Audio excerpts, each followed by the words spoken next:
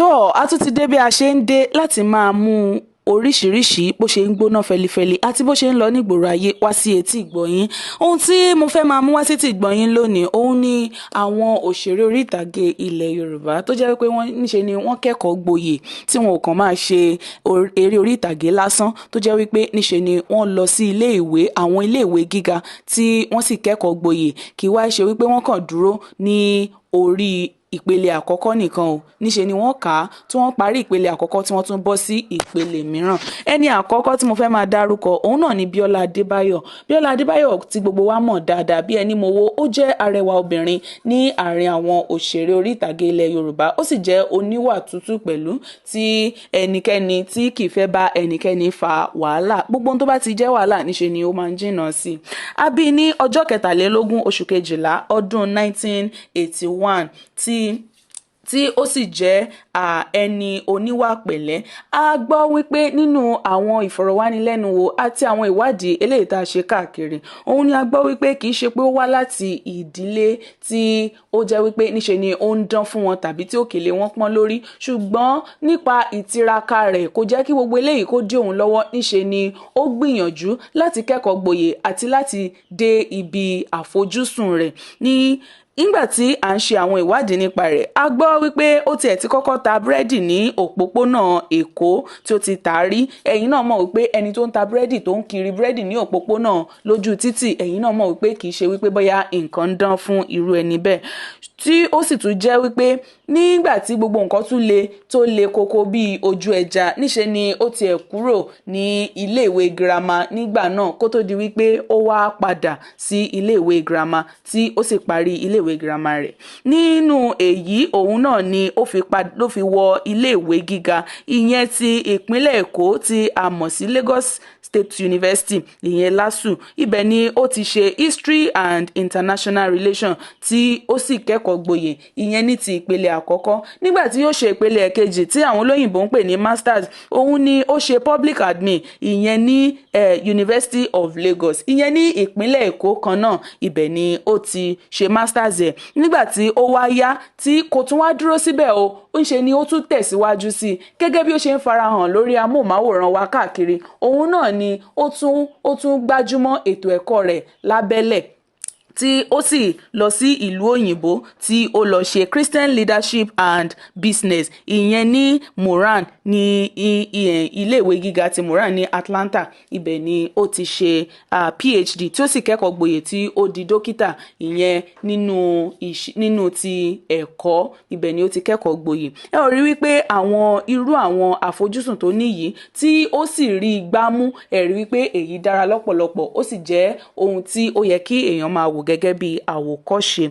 Ẹni kejì tí mo tún fẹ́ máa dárúkọ òun náà ni Ẹniọlá Badmus tí gbogbo wa mọ̀ dáadáa bí ẹni mowó. Ó jẹ́ obìnrin takuntakun láàrin àwọn òṣèré orí ìtàgé ilẹ̀ Yorùbá. A bí ní ọjọ́ 7 oṣù kẹsàn-án ọdún 1982 sí ìlú Ìjẹ̀bú Òde.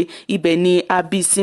Ní mo fẹ́ máa mẹ́nuba àwọn bí ó ṣe lọ sí ilé ẹ̀kọ́. Nígbà tí ó lọ sí ilé ẹ̀kọ́ tí ó kọ́kọ́ ní ìpele àkọ́kọ́ ìyẹn ti degree level, ibẹ̀ ni ó ti ṣe theatre art ní yunifásitì ti ìlú Ìbàdàn ìyẹn UI tí gbogbo wa mọ̀ dáadáa dòní, tí a mọ̀ wípé òun ni iléèwé yunifásitì àkọ́kọ́ ní orílẹ̀-èdè Nàìjíríà.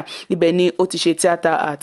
Ní ìgbà tí ó tún wá tẹ̀síwájú sí, ó lọ sí iléèwé gíga ti ìpínlẹ̀ Èkó ìyẹn LASU. Ibẹ̀ ni ó ti ṣe economics ní masters ẹ̀. Ibẹ̀ ni ohun tí ó ṣe ní ìpele ẹlẹ́ẹ̀kejì tí àwọn olóyìnbó máa ń pè ní masters òun nìyẹn. Tó ẹ rí wípé àwọn àfojúsùn àti ohun tí ó rí gbámú níbẹ̀ yìí, ẹ rí pé àwọn èsì yìí àwọn ohun tó dáadáa tí ó ṣe é wò ní àwòkọ́ṣe ni. Ẹlòmíràn tí mo tún fẹ́ máa mú wá sí ti gbọ̀yìn òun náà ni Khadijat Abiola Ayọ̀adé. Khadijat Abiola Ayọ̀adé tí a mọ̀ gẹ́gẹ́ bí ẹni takuntakun nínú ilé iṣẹ́ òṣèré orí ìtàgé ilẹ̀ Yorùbá, tá a sì mọ̀ bí ẹni tí ó jẹ́ ẹni tí ó máa ń ṣe dáadáa tí kì í sì rí ẹnikẹ́ni fín nínú àwọn òṣèré orí ìtàgé ilẹ̀ Yorùbá. Ó ní ìtẹríba lọ́pọ̀lọpọ̀. A bí ní ọjọ́ 1 oṣù kẹsàn-án ọdún 1991 sí ìlú Ìbàdàn ìyẹn ìyẹn ní ìpínlẹ̀ Ọ̀yọ́. Nígbà tí yóò máa kọ́ àwọn ẹ̀kọ́ gbogbo, ó kọ́kọ́ lọ sí nígbà tí yóò ṣe ìpele àkọ́kọ́ ní ti iléèwé gíga, ó lọ sí iléèwé Unilag, níbẹ̀ ni ó ti ṣe ìpele àkọ́kọ́ rẹ̀. Níbẹ̀ náà sì ni ó ti ṣe ìpele ẹ̀kejì tí gbogbo wa túmọ̀ sí masters. Ibẹ̀ ni ó ti kẹ́kọ̀ọ́ jáde, ìyẹn ní abala ti Public and International Affairs. Ibẹ̀ ni ó ti ṣe masters ẹ̀, ìyẹn ní Unilag. Níbì kan náà tí ó ti ṣe degree, ibẹ̀ náà ni ó ti ṣe. Ẹ rí wípé àwọn ohun tí wọ́n rí gbámú yìí ohun tó dára lọ́pọ̀lọpọ̀ ni. Ẹlòmíràn tí mo tún fẹ́ máa dárúkọ òun náà ni Fẹ́mi Adébáyọ̀ Sàlámì.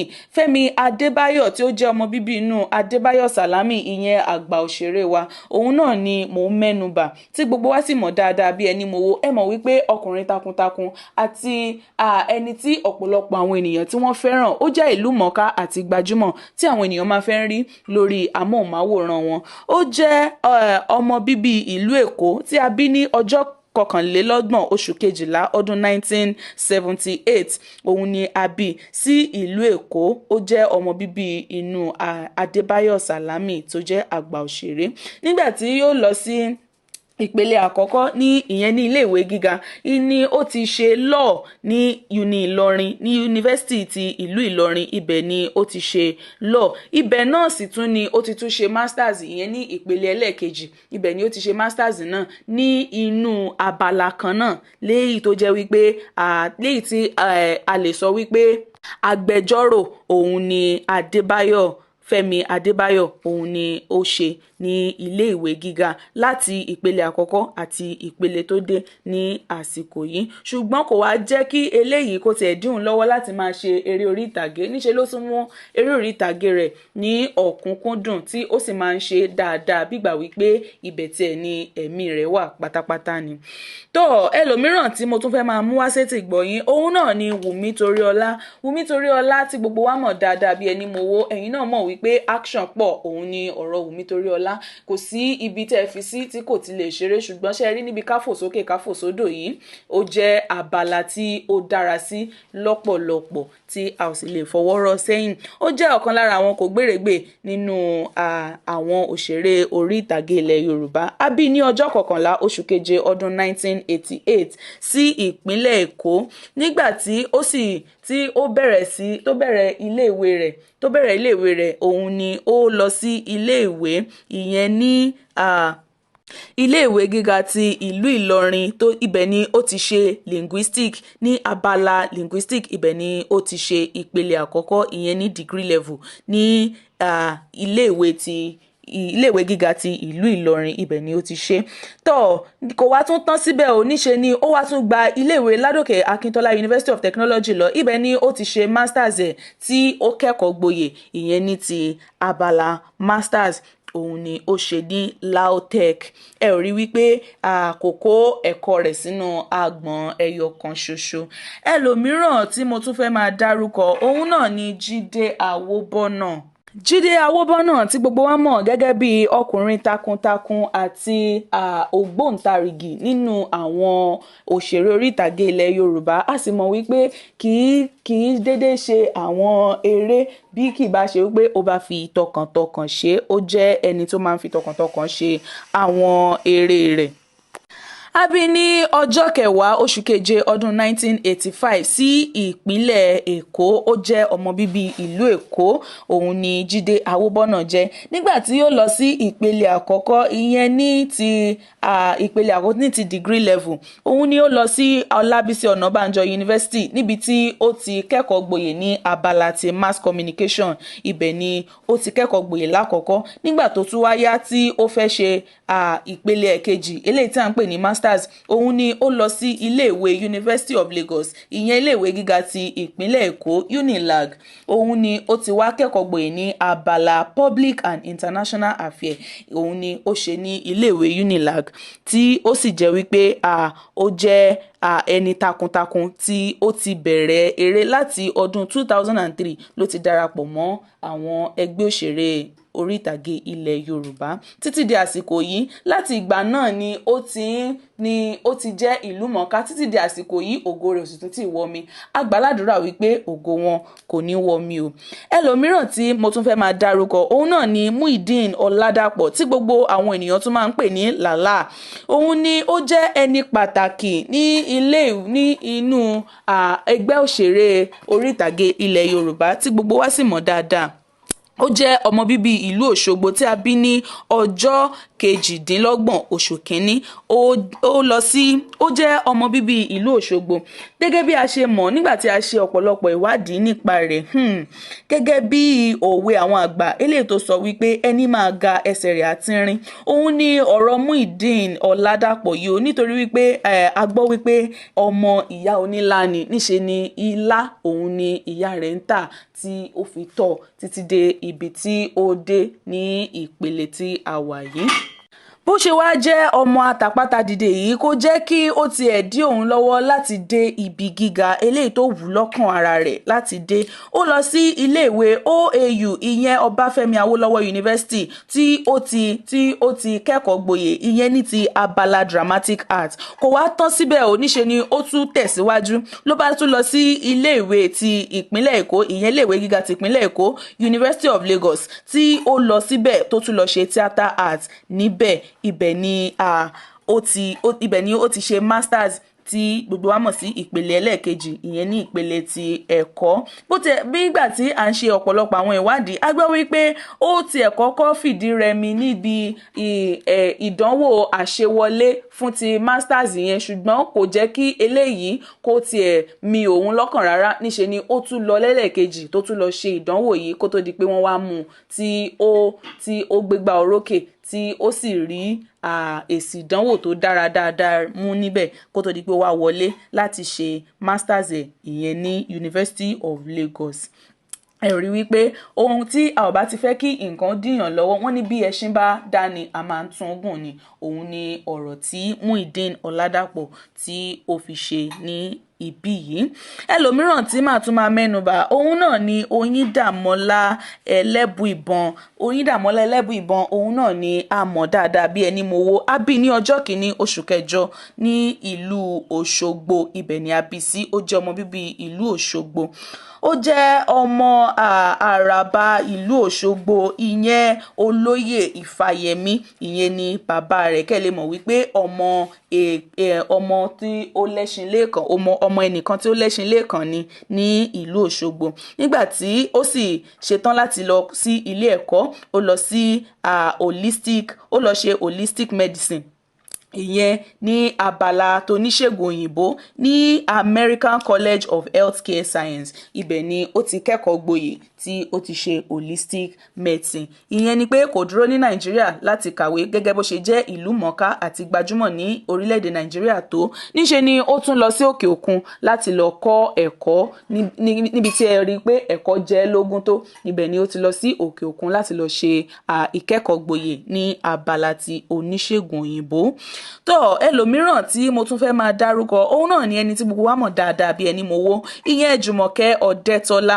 Jùmọ̀kẹ́ Ọdẹ́tọ́lá ó jẹ́ ẹnìkan pàtàkì láàrin àwọn òṣèré orí ìtàgé ilẹ̀ Yorùbá tí a kò sì lè fọwọ́rọ́ sẹ́yìn. Ó jẹ́ ẹni tí ó lẹ́wà dáadáa tí àwọn ènìyàn sì fẹ́ máa rí lórí amóhùnmáwòrán wọn. A bí ní ọjọ́ 16 oṣù kẹwàá ọdún 1983 ìyẹn sí ìpínlẹ̀ Èkó.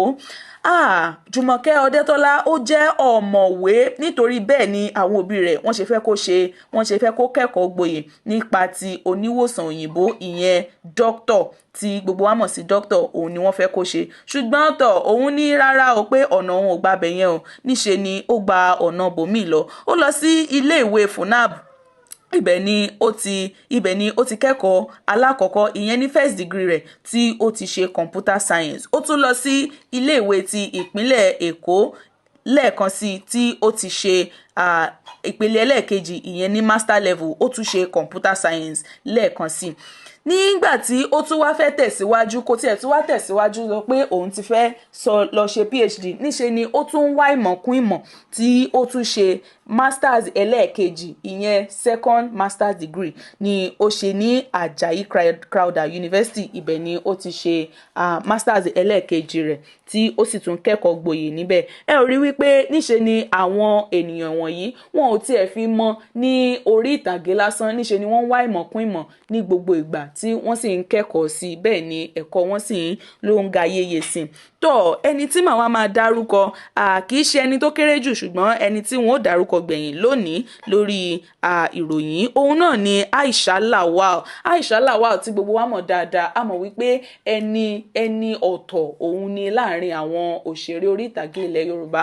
Ó jẹ́ arẹwà obìnrin tí a ò tẹ̀ lè fọwọ́rọ́ sẹ́yìn. Ẹ̀yin náà sì mọ̀ pé bí ó ti máa ń ṣe àwọn eré rẹ̀ níṣe ni ó máa ń mú kí inú àwọn ènìyàn kó dùn lọ́pọ̀lọpọ̀ tí ó sì máa ń fi ẹ̀rín sí ojú àwọn ènìyàn rẹ̀. Gbogbo àwọn eré tó máa ń ṣe pátápátá kò sí eléyìí tí ẹ ò lè rí ẹ̀kọ́ mú níbẹ̀, yálà eléyìí tó kópa níbẹ̀ tàbí tó jẹ́ wípé òun gangan fúnra rẹ̀ ló kọ, torí òun náà fúnra rẹ̀ ó jẹ́ òǹkọ̀tàn. A bí ní ọjọ́ 15 oṣù karùn-ún sí ìlú Ìbàdàn. Ó jẹ́ ọmọ bíbí ìlú Ìbàdàn, ibẹ̀ náà sì ni wọ́n ti tọ́ dàgbà. Lákọ̀ọ́kọ́ ó kọ́kọ́ darapọ̀ mọ́ ẹgbẹ́ òṣèré Fẹ́mi Adébáyọ̀ ni ó kọ́kọ́ darapọ̀ mọ́, ibẹ̀ ni ó ti bẹ̀rẹ̀, ṣùgbọ́n àwọn ẹbí rẹ̀ wọ́n mú iléèwé lọ́kùnkúndùn. Kò sí ọmọ tí yóò jáde ní inú ìdílé wọn tí wọn ò ní fẹ́ kí ó lọ sí iléèwé. Èyí ló mú un tí ó wá fi lọ sí Leeds City University tí ó ti lọ kẹ́kọ̀ọ́ nípa ti agbẹjọ́rò, ìyẹn law. Ibẹ̀ ni ó ti kẹ́kọ̀ọ́ jáde ní Leeds City University. Nígbà tí ó tún wá yá kò tún wá tán síbẹ̀, kò parí ẹ̀kọ́ rẹ̀ síbẹ̀, níṣe ni ó tún padà sí iléèwé yẹn. Ibẹ̀ ló ti ṣe ìpele ẹ̀kejì lélẹ̀ tí a mọ̀ sí masters. Ibẹ̀ ní Leeds City University yìí, ibẹ̀ náà ló ti wá kẹ́kọ̀ọ́ jáde ní ti masters ní ti abala public administration. Ibẹ̀ ni ó ti kẹ́kọ̀ọ́ jáde. Ẹ rí wípé àkójọpọ̀ méjèèjì yìí iná ni tàbá ní ká máa sọ, kò sí ibi tí ẹ ti lè já sẹ́yìn nítorí pé ó ti ní ìmọ̀ nípa ọ̀nà méjèèjì. Tó kò wá ní jù báyìí lọ ní orí ìròyìn lónìí. Ẹ ṣé lọ́pọ̀lọpọ̀ fún ìfarabalẹ̀ yín. Etí tẹ́ fi ń gbọ́ wa àti ojú tẹ́ fi ń wò wá kò ní fọ́, etí tẹ́ fi ń gbọ́ wa náà kò ní di. Àwa náà a ò ní ṣaláì má máa rí yín bá ọ. Ẹ ṣé púpọ̀ fún ti òní, ẹ kú kalẹ̀.